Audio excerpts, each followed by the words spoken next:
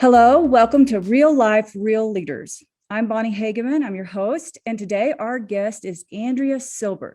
She's the president of the EOS Foundation and is currently spearheading the Women's Power Gap Initiative. Now, Andrea and I have a lot in common, so I'm very excited about our interview talk today, and I'm excited for her to get to share with you. So welcome to the podcast, Andrea. Oh, Bonnie, I'm so excited to be here. I listened to your podcast and I'm really looking forward to this conversation and to reaching out and inspiring other women and men maybe who are listening today. Yes, absolutely. We certainly do want to inspire both men and women. Both of us, we feel the same way about that because, you know, a lot of times we do need men, like there's the him for her and, you know, we need men to help. In fact, there was an article that came out recently that I saw. It might have been a Harvard Business Review article, but it was saying, you know, women can't do it alone. We actually really need men to lean in. So I want to hear your perspective on that. But before we get into that, I want you to tell us about you. You've had an amazing career so far. And I just want you to tell us, how did you start from the beginning? Where did you grow up and how'd you get into your career? Yeah. And you have to start from the beginning with me and with most people because our formative years are really in our teens, right? So I grew up, one of four children in the most egalitarian family you could imagine in Brookline, Massachusetts. My mom's a doctor. My father was a doctor. There were two girls and two boys. Like everything was even.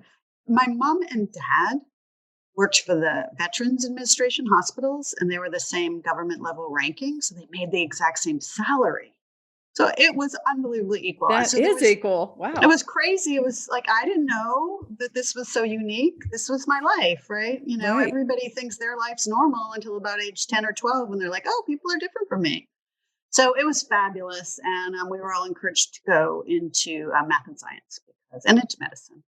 Nobody had been in business. I mean, way back when our ancestors came over from Eastern Europe, you know, they had garment shops in the lower East Side of Manhattan, right? But that was like, we left that to be doctors and professionals. And the big thing with my parents was they were civil servants. So they graduated from two of the best medical schools in the country and chose to serve our veterans through the government and make, significantly less than absolutely private practice. So that was instilled in us, all four of us.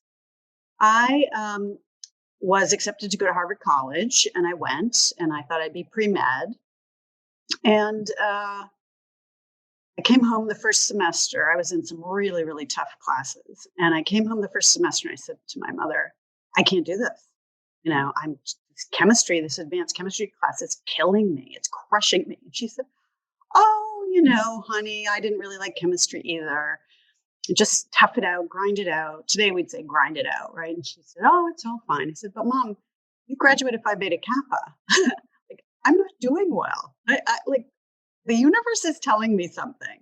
And I'm really good at math, but I'm actually not that good at science." And it's really important, I think, to separate the two. I think a lot of people think they're the same. They're not at all the same. So I ended up being an economics major because that felt to me the closest to sort of math, but more applied to what I might want to do when I got out of college. And my girlfriends and I, graduating in the late 80s, we all went to Wall Street. We were like, wow, we can go to Wall Street. I can work in mergers and acquisitions at Morgan Stanley. Like, wow, that didn't happen, much before our time. And so four of us went together. We lived together and we worked at all different firms. I was in M&A at Morgan Stanley. And I did that for 2 years, and I really enjoyed the nature of the work. I really enjoyed the spreadsheets and what we did. It was really intellectually interesting to me, but the environment was not a very good fit for me. Yeah, that's what's going through my head right now. I'm thinking about, okay, and this was like not now, like this is after today, we're after sort of the Me Too movement. Oh yeah, So we it's had it's no. it's it's toned down, although I don't Yeah, think we're anywhere near where it needs to be. yeah, but they're protections now. We didn't have protections. Right. We were harassed terribly, and at closing dinners, we had to go in through the back door to some men's club. It was just we had no protection. So it is different, but it's not where it should be. Um, So I had been accepted to go back to Harvard Business School. I had been deferred out of college, and I said, "Oh, I don't know. I don't think I should get a vocational degree unless I know what vocation I want." And I just harkened back. I just sat. I sat and I tried to listen to myself because I had never listened to myself in my life. I had always been able to muscle through everything that everyone else wanted me to do, you know. So I was smart in high school and I got good grades. And I went to college, and then the best jobs were these Wall Street jobs. And I just had to stop. It's almost as if I had a midlife crisis at 24. And I just stopped and I said, what do I want to do? And I hadn't ever traveled. You know, the other great thing about college nowadays is kids get to do these semesters abroad, which I think should be mandatory, honestly. I agree with that. Yes, just to expand their exposure and understand that, So your part important. of the world is not everything. Yeah, it's so important. It's so humbling. And so I hadn't had that chance because I worked all through college. And I just thought, you know, in high school, I just loved Spanish. And I had done so well in Spanish that I placed out of it in college, which, you know, again, counterintuitive. I placed out of it, so I stopped taking Spanish. And that was the thing I loved. I love languages. So I was also really curious. I'm a very politically active person, and I am very much about human rights and economic and racial justice and gender and racial justice. And I wanted to go down to Central America. I was really curious about what was going on. If you remember at that time, there was the Contras and the Sandinistas. And so I literally like put on a backpack and I moved to Costa Rica at age 24. And Wow. Now, there are a lot of people do that kind of stuff now, but not then, right? well, they Not certainly that didn't like many. show up with a backpack. Especially like and I'm just thinking about what you said, like you had to really stop and think. And I do want to pause there for a second, Yeah. because I think that deep reflection is super important. And we don't do enough of it. And so, and so many people like you grow up in a family, or for whatever reason, have a lot of expectations about what they're going to be and what they're going to do. And so for you to, be brave and stop and say, what do I really want to do? I think that's very important. Well, it was such a turning point in my life. I had never been in a developing country. I'd never seen the kind of poverty that was down there. Remember, this was 1988, right? So this was a long time Right. ago. It was not a very developed country. Um, and it made me so humble. And I really, when I came back, I thought, I'm not going to complain about anything Right. because I have choices, right? So if I'm unhappy with anything, with my personal life, I loved on the last podcast, you talked about get rid of negative people, toxic people in your life. Like Yes. change it. If you That's don't right. like it, if they're making you miserable, change it. You have choices here because frankly, not all of us do, but I had choices because I had a great education and I could earn a living. So I had choices. So I really, to this day, I just don't feel very sorry for myself. That doesn't mean I don't grieve, but I don't wallow in it. And that came from being in Costa Rica. Yeah, and traveling. You're reminding me. So a couple of years ago, we have this humongous family, and Thanksgiving's like 80 to 100 people. So but one of my cousins had been to Africa, and sometimes we'll just go around and sort of share what happened in the last year. And he said, when he got back, he said, knowing what I know now, he said, we're all rich. And now this, because he was saying, maybe they have a house, maybe, and where he was, and then maybe they had one change of clothes, maybe one change, and we're like closets full. Even our lower income, we'll have plenty of clothes, and we can always get food and somewhere. So I just, that's a great point about the opening your perspective or your aperture around what's going on in the world. Yeah, I actually think that most kids should travel to a developing country and do some kind of service learning. Right. So I had a great experience. I wrote case studies down there for a business school around the Costa Rican economy. And then I said, okay, I'm going to go back and I'm going to get this degree at the business school, but I'm going to also do a joint degree at the Kennedy School of Government because I'm really interested in going into, at that point, I thought I'd go into international economic finance. So I would continue my work in finance, but it would be around developing countries. So I came back, I started at Harvard Business School. The next year I enrolled at the Kennedy School of Government. And then the third year I did both schools to complete my degrees. And at that point I had been really interested in, and I spent one summer during graduate school working in the Brazilian Amazon.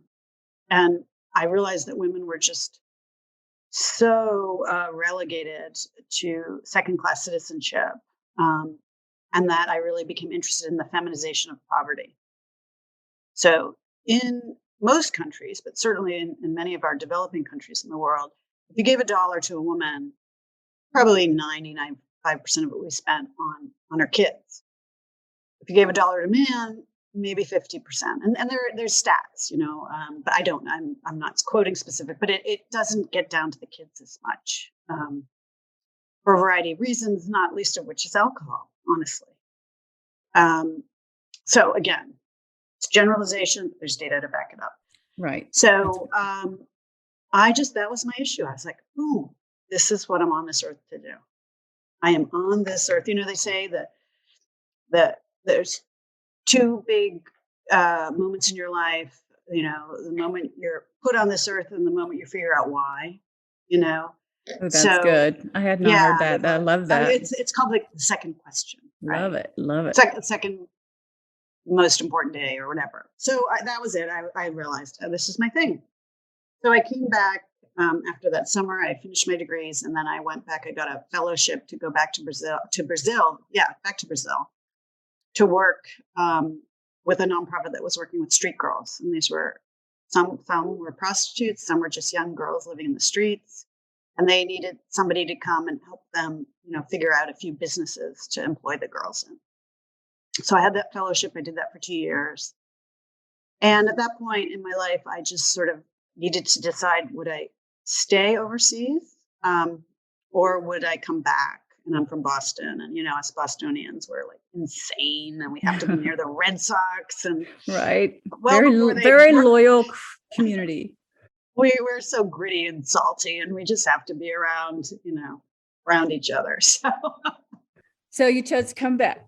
I came back, and I started a nonprofit in the inner city called the Center for Women in Enterprise, and we help women start and grow their own businesses to reach economic self-sufficiency and prosperity. Like go for it. Let's not just support yourself, which many women they needed a second job. I would call them entrepreneurs. Involuntary entrepreneurs. They needed that extra income to support their families. But then I worked with Zipcar. I read the first business plan for Zipcar. How fun is that? That's amazing. Yeah. That is so cool. Yeah, and I love that. It's like their side hustle, right? Like then it turns into the thing. Yeah. Yeah, it does. It does. And I think your last guest had said that. Today's podcast is brought to you by EDA and Women Execs on Boards Network. EDA, formerly known as Executive Development Associates, provides leadership development for the top 5% of your organization with custom executive programs, C-suite coaching, succession planning, and more. For more information, please visit www.executivedevelopment.com. And Women Execs on Boards is a network of high-level and often high-profile women who have all completed governance education at Harvard Business School and who are working together to collectively advance the state of women on boards and in senior executive positions. We have a new inspirational leadership book about courage, adaptability, resiliency, sense-making, and vulnerability, all shared through the stories and the struggles of 36 of our women leaders. The book is called The Courage to Advance and will be available in North America on September 14th and in the rest of the world in December of 2021. You can pre-order an individual copy at Amazon.com Or for multiple books for your book clubs or other groups, please go to www.thecourage2advance.com. So, so I started that. I mean, it was just fabulous. It was so much work. I always said, and I say to others who start nonprofits, which is much harder starting a nonprofit than a for-profit, because you have two sets of customers. You have your donors and you have your clients, right? So I said, and people have always asked me, what if you didn't make it? And I said, well, I was going to make it because I just knew it to be nimble. I knew there was a need. And so you have to love your customer, not your product, right? And I knew my customer. I knew women needed help in starting and growing their own businesses. And originally I thought it would be a loan fund. But as I listened to the customers, I realized they needed training more than anything. And to help them learn how to do their business and business plan. And other things, So that was such a great experience. We opened 2 more sites. And then I got really interested in asking a bigger question is like, why are so many women and people of color poor? And they're working so hard and their businesses are successful. But yet, the big numbers, the macro numbers aren't changing. We were helping a lot of people. I knew a lot of other social entrepreneurs. I knew the guys that started City Year. All of us are helping so much. We have so many great nonprofits in Boston, but the needle's not moving. So I got really interested in public policy. I was very involved in policy while I was at the center because we had federal funding. This is another thing we must talk about. I'm very interested in policy as well around women, gender equality. Oh, good. Let's talk about that because we have to tackle that. We have to tackle it. And I just want to weigh in. A lot of people are like, oh, well, women are making so much progress because this year it's like all about getting women on boards and things like that. But to tell you the truth, we're still very far behind. Yes. And we went further behind because of COVID. And so we went backwards by quite a bit.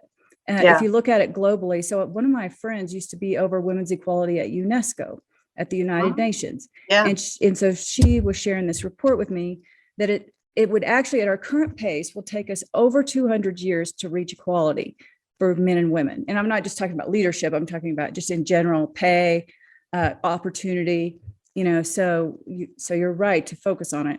And what I would say is that won't happen.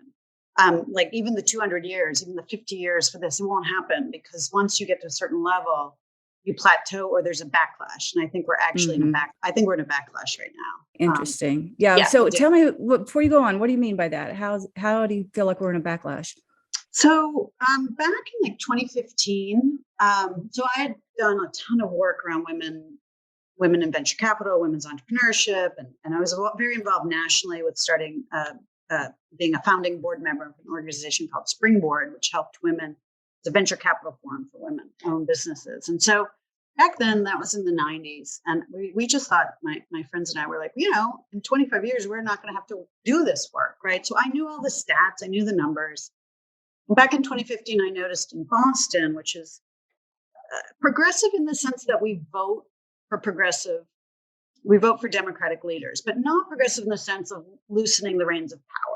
It's still a very patriarchal white male city. And I just saw things going backward. A friend of mine was president of Suffolk University, and she had previously been president of Lesley University and turned it around. And about 7 months into her tenure, a former board member picked a fight with her because she was bidding out the PR contracts. And he had it, and he didn't want to bid out. And he had friends on the board, and they basically fired her without cause. Well, that's completely unethical. Wow. It was totally unethical. That happened in Boston in 2016. So that was one instance. I saw the numbers with venture capital, and I saw the number of women partners. Now, this always happens, right? When in good times, a few women get added as investment partners at venture firms. And then in bad times, they're the first one out. So the numbers started going down. And I just thought, we have to stop actually thinking about by 2050, by 2030, because it can create complacency. Now, clearly not in the next 200 years. That's not going to create complacency, but we have to be mindful of that you can go backwards. Right. I think that's true. And, that's one of the reasons I'm very passionate about getting women on the boards and on senior executive positions, because I feel like once they get in these power positions, that one, we will lead differently because women do lead differently. We're much more collaborative and we're much, we're competitive, but not to the same extent. And so it feels different. One of the things I say is women bring the soul, right? It's like we bring this different aspect to the organization when we allow ourselves to be who we really are. Yeah. And for you and I, we've grown up in a period where, I don't know about you, but I often felt like I had to hide who I really was. Like I would put my hair up short, so I looked like a man. I would, cover up all my curves, so that they didn't notice, just things things that we wouldn't normally do. But now, you had said something earlier about someone having pushback about wearing color. A Hispanic leader wearing color got pushback from her board probably. And, one of the things that we're trying to do a little more of, especially like in this women execs on boards network that we have, is, try to be who we are. Like, let's wear our hair down. Let's wear pink. We're women. Let's act like it's okay to talk about shoes, That's right. and things that we have fun talking about, and not just try to be one of the boys. So well, I want to actually jump. So I know we're jumping around a bit, but it's such a great fluid conversation. So one of the things that we're doing, so our work, so I fast forward, I moved on from CWE, I ran for office, and then I got asked to lead this foundation, which is a grant making foundation. It's endowed, so I can do what I want, right? I don't have to beg for money. I could just speak truth to power, if you will. So after 2015, I saw a bunch of things that didn't make sense. I saw a lot of misogyny in the general public, much of which was around the campaign. I don't want to get into the politics of that, but there was a lot of that woman kind of stuff. And it seemed very, very misogynistic, whatever your side you were on. And so we started the Women's Power Gap Initiative at the foundation. And our tagline now is fix the system, not the women. Oh, I like that. Yeah. And another friend of mine, Heather Campion, who does a lot of board work, she's at Diversified Search.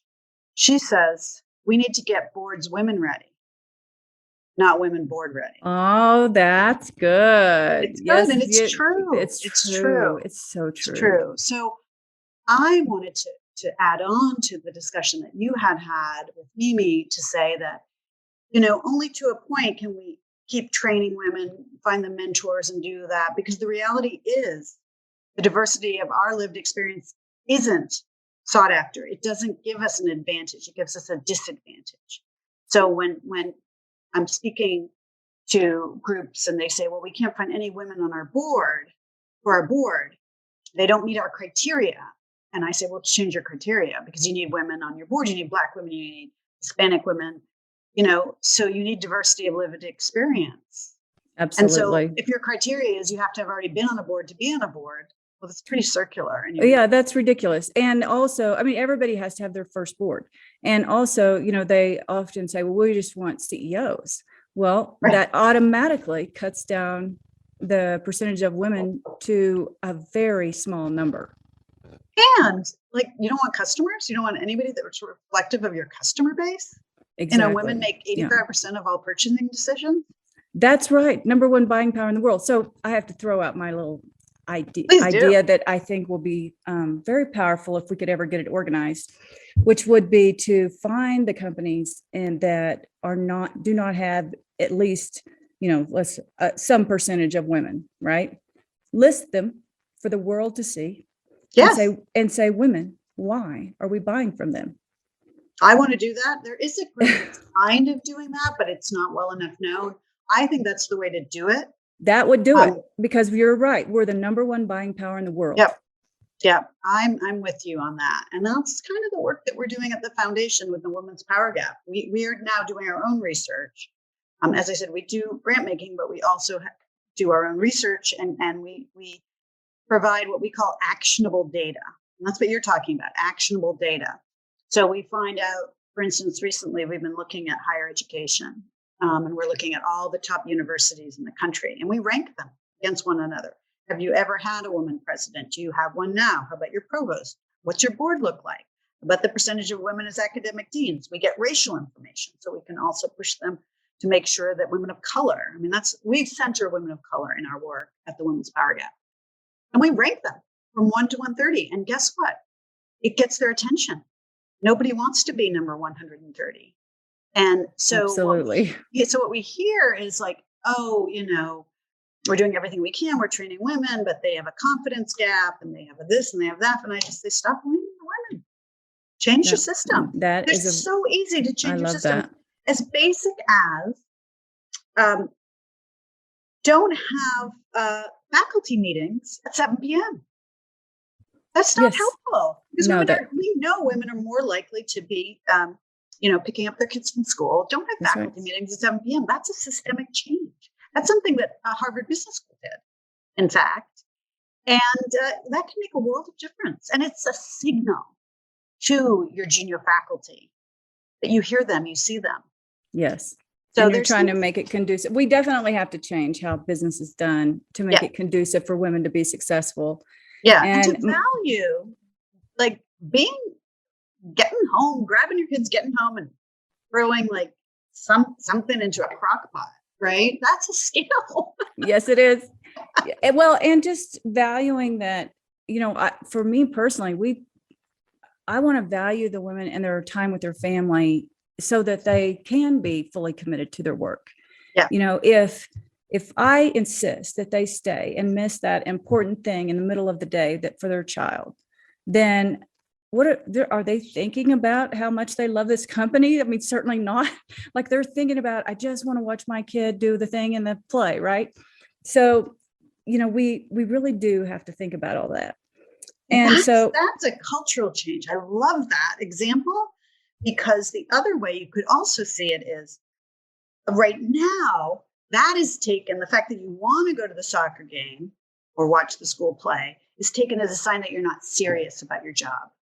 That's what we're in still. Which is ridiculous. I mean, ridiculous. Instead of saying, how do we keep these incredible assets? How do we diversify our management team? So we have when women are 85% of our customers, how do we have women at the very top making the product decision? Yes. And, when early in my career, I want to get to a difficult thing that you've been through in a minute, but one thing that I was reminded of, as you said that early in my career, I had a business owner say to me, here's our secret sauce, working moms. Now, this was 25 years ago. He said, working moms. He said, we can get people who have master's degrees and all of that. If we'll let them stay home with their kids, they work so hard to be able to get it done. And I adopted that. And, a lot of the women who work at my company are working moms. Like I don't make them get childcare if they don't need it to do the job. Terrific. If it messes with the job, fine. But, you don't have to do it if you can manage it all. Right. So, just flexibility like that. So let me get to this. So everybody that listens, we all are just going through a lot of stuff. And, I'm more and more aware of the impact that COVID has had on people. And I'm not saying that, what you've been through has anything to do with COVID. I'm just saying that I'm surprised at how beat up people are feeling and just worn out, exhausted. It's been a difficult 2 years. And so we want to help people just to be inspired and think about how they get through their own issues, because we all have issues. So in your career, was there a time that you went through something that was particularly difficult to get through, that you weren't sure you could get through it? There are so many. I'm going to give you a personal one. I was going to talk about a work challenge, but we have time. I might get to Please that do. One. It's important, but let me just talk about personally. Yep. So I have 3 children. I'm a single mom. My divorce was extraordinarily difficult, and I ended up paying child support to my ex-husband. So there's that. Yeah, there's that. And then, my kids spent some time with him. I was the one who did the play dates and I was emotional as my kids were applying to college. So, that also tends to be more moms than dads that do that emotional work. And kids need to do the most. I always tell people, if you want to stay home with your kids, stay home with them between ages 8 and 18, because that's so true. It's so true. Like I thought it was going to be the other way around. It's not. Yeah. I want to shout that through the rafters to anyone listening. Little kids are happy to be with fun teacher at preschool, but once they start dealing with identity issues, it's much better to be there, and it's just so fun, right? I mean, my kids did so many sports. I loved going to their games. I found it so fun. So anyway, so I had more flexibility as my kids got older, just because of my divorce, actually, because I ended up having to figure out how to work from home and Right. make everything work. So COVID. So my two kids gone out of the house, off of college, which was also really hard. They needed me because that was terrible for them to start Yes. your freshman year at college, like remotely. But my youngest son had a mental health crisis in November of 2020. It required hospitalization. We spent 5 days in the emergency department of our local hospital. Wow. There were no beds, no adolescent Oh, beds. There are right. no adolescent beds. There are no beds anywhere. Yeah. It's during COVID, like it was a terrible time to have anything else. Yeah, but there are not beds. Like, this country does not understand that we are in an epidemic especially for children, around mental health. It's an epidemic. It's the I new agree with normal that. is kids have anxiety. Every They've one been of them. They've been locked indoors for 2 years. They're afraid of dying. They're afraid of their parents dying. Some of their parents have died.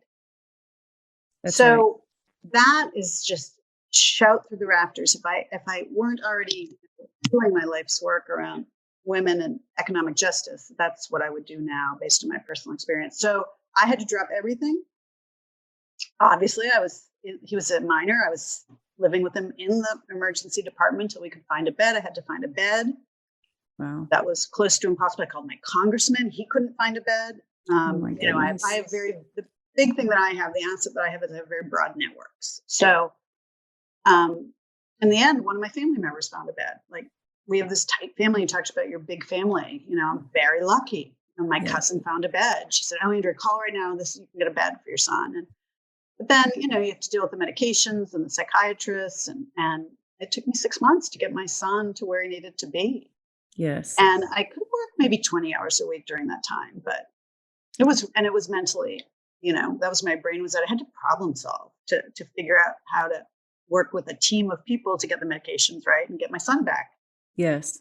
And the reason I could do it is because I had a team, and my team at the EOS Foundation, while we're small, we're there for each other. We've spent lots of time and lots of money, in fact, building relationships, care. We're all women. We have spa days. That's a part of our work. That is what we need, so that Yeah. each one of us has had a crisis. See, I Usually told you women lead differently. Look at that. I love totally it. differently. Like, that's an investment that comes back Yes. tenfold. And they stepped up and they helped me get through it. They took on some of my work, and we got through it, and we're in a great place. My son's doing really well. I'm so glad your son's doing well, and that, you know, you were able to make the adjustments to take care of him, because you're right. Like, I mean, first of all, you know, as a parent, your heart's on the outside of your chest for the rest of your life. It's just like you're always feel exposed because you want to care for your kids. And then when they go through something like that, it's devastating. But talk to us about how you mentally got yourself through this. Were there, you know, how did you work through it? Did you walk and talk to friends? Did you write? You know, what did you do? So I am an entrepreneur and I'm a problem solver. And so this was the second time in my life where I had to stop. You know, I do this stopping thing. So really the third time, but second time I had to stop to take how I approach my business problems and figure out how to approach my personal problems. First time was with my divorce. So I had to stop. I had to think about what I needed to do, frankly, to get the most custody I could of my kids. Yes. And I said, you know, I could practice divorce law at this point. Like, I read everything. I talked to everybody. Mostly what I do is I talk to people, right? Mm-hmm. Right. Who've gone through similar experiences. So I call people and they say, call this person or that person. I get advice. And I kind of feel like I get data points 360, you know, everywhere. I'm reading articles and I'm just learning. And then I have to problem solve. Okay, and I have a strategy. Like, I literally had a strategy for the mental health crisis. It was the same thing. And I had to understand the medication. the side effects, and understand that every person's body is different. So there was no expert out there that could give me the answer. Right. I was the general contractor, right? And everyone else are my subs. And I put together a team, including a friend of mine who's a social worker who had written her thesis on teens and bipolar disorder. And I assembled a team. And so I tackle it the same way I would tackle a business problem. Oh, I like that a lot. It's almost like structured way to get through things. Yeah. And you're doing what I do too, is the synthesis. You're asking tons of questions, reading lots of things, and your brain is trying to form the right answer. And, it's the synthesis you're pulling together. Yeah. So and I would say the most important thing for people listening to this podcast to know is there isn't an expert out there with the answer. You have to figure it out. You're going to get bombarded with different opinions. Probably the psychiatrist, knows a lot, but you're with your child 24/7. You have a lot more data. So synthesis is a perfect word for it. You have to synthesize that. And I can't tell you how many parents I talk to who they're like, well, I just did this because that's what the doctor said. Oh, great point. Work. Yeah, they know a lot, but they're not all knowing. And that's another thing that I think actually women are usually pretty good at, is being resourceful to solve problems like this. There's a really great book called Spark about a woman whose child went into autism at 18 months. Wow. And she pulled him out. Really? Yes, she did. It's a beautiful book. And so anyway, but thank you for sharing about how you sort of got through that. And I'm so glad your son's doing better. Thank you. I hope he continues to have a beautiful life. He will. So let's sort of come to a close here, but I wanted to see, is there any last sort of piece of advice or just anything you want to share with our listeners as we're wrapping up? Yeah, I want to go back to this whole notion about imposter syndrome and confidence gap, and just say to women, and this is very often like first generation college goers or anyone that's sort of been on the outside, is it's more than just do it. It's more than lean in. The system is giving you these signals, right? Don't internalize them. You're not deficient. Yes. So you probably need a mentor and maybe even a training program, but the system is holding you down. So we have to break through. Yeah. So at least that frees you not to blame yourself. Right. And then you have to have people like you and I who are trying to change the system. Yes. Well, we need pioneers who are willing to plow the ground that, the young people coming behind us can go on. That's right. And, we stand on the shoulders of the women who went before us to suffragette and all of that. And we're so thankful. But I agree that, you're making me think another level, which is you're right. There's systemic things that have to change. But we also have to push. We have to push. Like I tell women, just keep going for the next level. Just keep going. Don't settle for getting on the board. Get the chair, right? Like, let's get the power seats. Change the game. Oh, bless you. Get the chair. Yes. Oh my gosh. Back in the day when I would go to women's conferences, I just found it. I had this little pin that was a chair someone gave me. That's great. For chair of the board. You have to be the chair. You can't just get on the board. If you're not the chair, that's where all the formal power is. That's right. And if we do this, if we get in these power seats, we can change it from there. The Paul Pullman, who's a great women's advocate, he was the CEO of Unilever. He changed his board and his senior executive team to 50-50 in 6 years. That's one of the largest companies in the world. If he can do it, we can all do it, but we have to get in the seat to do it. Amen, sister. Well, thank you. One last thing. What's next for you? We got anything big on the horizon? I'm sticking with this. We are at the Women's Power Gap Initiative. Our focus is on that last seat, the chief executive's office, and why women get to one step below and they can't crack it. So this is it. I'm sticking with this. Wonderful. I'll probably die at my desk.